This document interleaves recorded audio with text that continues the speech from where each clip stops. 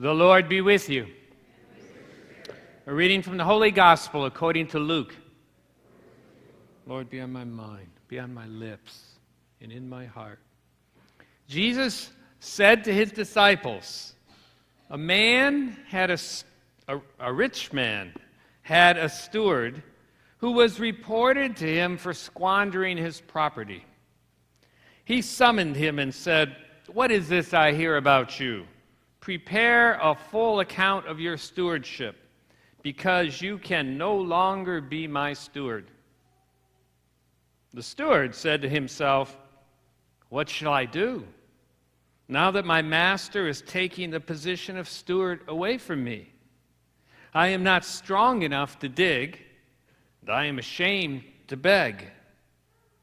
I know what I shall do, so that when I am removed from the stewardship, they may welcome me into their homes." And he called in his master's debtors, one by one. To the first he said, "How much do you owe my master?" And he replied, 100 measures of olive oil. And he said to him, "Here is your promissory note. Sit down and quickly write one for 50. Then to another the steward said, "And how much do you owe?" And he replied, 100 cores of wheat. And the steward said to him, "Here is your promissory note. Write one for 80. And the master commended that dishonest steward for acting prudently. For the children of this world are more prudent in dealing with their own generation than are the children of light. I tell you, make friends for yourselves with dishonest wealth, so that when it fails, you will be welcomed into eternal dwellings. The person who is trustworthy in very small matters is also trustworthy in great ones. And the person who is dishonest in very small matters is also dishonest in great ones. If, therefore, you are not trustworthy with dishonest wealth, who will trust you with true wealth? If you are not trustworthy with what belongs to another, who can give you what is yours? No servant can serve two masters. He will either hate one and love the other, or be devoted to one and despise the other. You cannot serve both God and mammon. The Gospel of the Lord.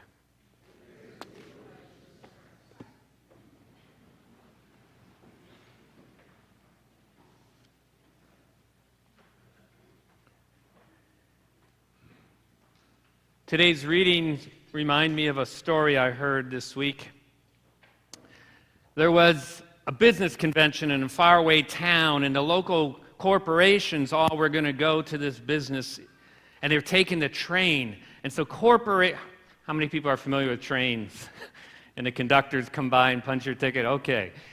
Corporation A had 3 employees, and Corporation B had 3 employees. Corporation A, they go to the ticket store stand and buy 1 ticket for the 3 employees. Corporation B buys 3 tickets, and they watch Corporation A. And when the conductor starts coming down the line, Corporation A, they see him, and they go into the bathroom. So the conductor knocks on the door. One hand comes out. Conductor takes the ticket, punches the ticket, hands it back. Corporation B sees that, and they think, "Oh, that's good. We're going to try that." So tomorrow, the next day, Corporation B goes to the ticket agent, and the 3 of them, they buy 1 ticket. But Corporation A, they don't buy any tickets.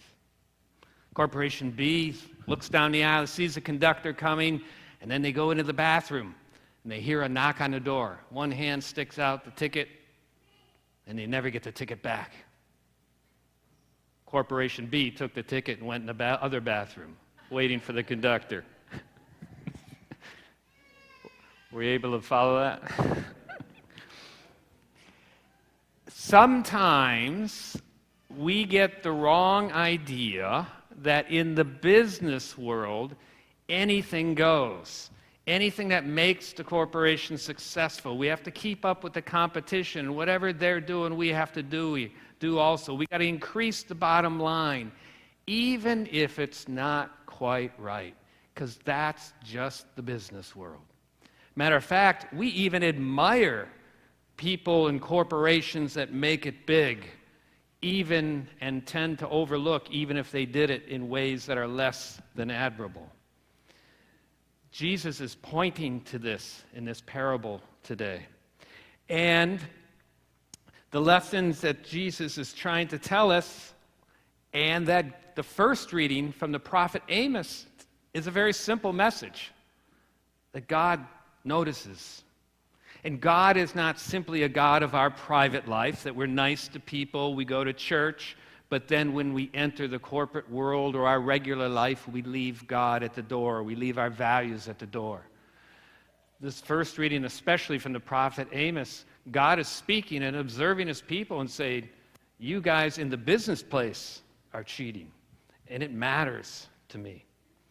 And so I know, I've worked a little bit, that sometimes we are tempted to do things that we shouldn't and know we shouldn't do. But God is challenging us and inviting us today to stand for his kingdom, no matter where we are. And yes, we may suffer consequences. Sometimes we're afraid that we won't get that promotion, we won't get more responsibility, people will make fun of us, and we may suffer consequences. But sometimes, too, we forget to realize maybe our just and good actions might cause somebody to see it a different way and might change the institution, too. Because Catholic social teaching teaches that institutions are for the building up of people. People don't exist for the institutions. And so the gospel will say you cannot serve both God and mammon. And that sometimes can happen in the world. If we go to the job or our business and leave our values behind, we are in effect making the business, the job, the money, our God. First reading from Amos also talks about how people on the Sabbath are thinking about their business, even while they're in the synagogue. How many of us do that during Mass, or even if sometimes we're even too busy to come? But our family life suffers because we're thinking about this. Our entire life is starting to be consumed by the business. And again, it becomes our God. And so Jesus is, in the Gospel of Luke, talking the entire chapter 16 about the right use of money. Prior to this, he was talking about God's great mercy and love. But one of the things that can get in the way is money and business. And Jesus is warning us that we can't serve two masters. It's either God or mammon. This parable seems really hard to understand, though, doesn't it? It seems like Jesus is condoning dishonesty, but he really isn't. He is saying that that dishonest steward is being called to account, but he's praising his ingenuity. And one of the things that is key to understanding this parable, I'd like to share with another quick story. There was a scientist, and the scientist said to God one day, God, we don't need you anymore. We've figured it all out. We can create a human being. We can put the dust together and blow life into it, and we don't need you. So God goes, oh, okay. Well, let me see you do it. So the scientist starts gathering the dirt. God says, oh, stop right there. Use your own dirt. See, one of the things we humans do, and it's a temptation, is we do work hard. And when we work hard for our money, when we work hard for our success, when we study hard and do great things, sometimes we forget that it really is all a gift from God. Because God gives us every single breath. God gives us the talents we have. God gives us the time. God put us here in this particular place with much more opportunity than many other places in the world. Everything we have is a gift from God. And so in this parable, the rich man is God. And we are the stewards because everything we have comes from God, and we're to use it not for our own purposes, but for God's purposes, which includes what we need. And so God is challenging us, and then he says, who's going to trust you with dishonest wealth? What does he mean by dishonest wealth? I think what he means is just when we assume that everything we've got is ours, when it's really God's. When we forget that we're a steward, when we take it into appropriate for ourselves. And so he refers it as dishonest wealth. And he says, if you're not trustworthy in little things, why would you be trustworthy in big things? What Jesus is saying is that even though it looks really big to us, the corporate world in our lives, that's not the big business. The big business is my business. And we are called to stand for truth and goodness and right in all places in our life, in the work world, and transform the world's structures so that the kingdom of God is brought about. We're called to stand for truth because simply some people need to see that and know that there is some reason why you've got the courage to do that. One day when they're having a hard time, they may come and say to you, I see you're a person of character. How do you do that? I'm having a hard time. And then you can share to them about your faith and what God has done for you. Or sometimes in the corporation, people really need to see the right thing so that the corporation can do the right thing. And in the end, what is God's business? It's bringing people to the love of God, and it's building structures that allow people to have that freedom and that level of human existence that allows them then to come to God. So to work for justice. A society, according to Catholic social teaching, is not judged by how well off are the richest, but how well off are the poorest. Because all people are called to live at least the human standard. We're called to work for the good. And so Jesus in this parable is saying, know that there's a bigger business going on amongst your business. And be as creative and industrious about that bigger job, that bigger business, as you often are in your worldly business. And so in closing, I got one more quick story.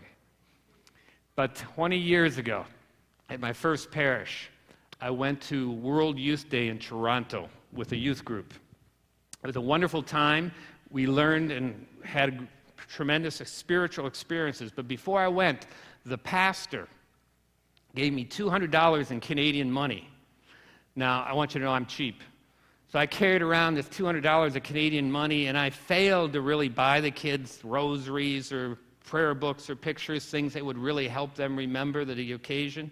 And when I got home, I still had that $200 of Canadian money. So I go to the bank to try to change an American dollar. They go, oh, we don't do that here. You got to go downtown. Well, I'm not going to go downtown. So that $200 sat on my shelf for over 10 years. And when I left the parish, I gave it to the bookkeeper. It's probably still in her drawer. If you don't use the money during the time it's meant to be used, it's worthless. And so it is with our worldly dollars. God gives us time, talent, and treasure, but it's to be used for His business. If we fail to do that, it's useless. And so you know that in our money, it says on every single dollar, coin, in God we trust. You cannot serve both God and mammon. This is a worldly dollar. It's a worldly $10. And that warning or that notice, in God we trust, it's put there by the Treasury Department, but I like to think of it as being put there by the Surgeon General, like caution. This contains something dangerous that may harm your health. If it becomes your God, it can harm your health. And so it's to be used for God's kingdom. It's to be converted into a heavenly dollar. And how do we convert worldly dollars into heavenly dollars? We use them for God's business. We give them to those who really need it. We help structures that are making the world a better place. We invest in things that promote the common good. And so I would like to convert this there's earthly dollar into a heavenly dollar. Do something good with it for God's kingdom. Amen.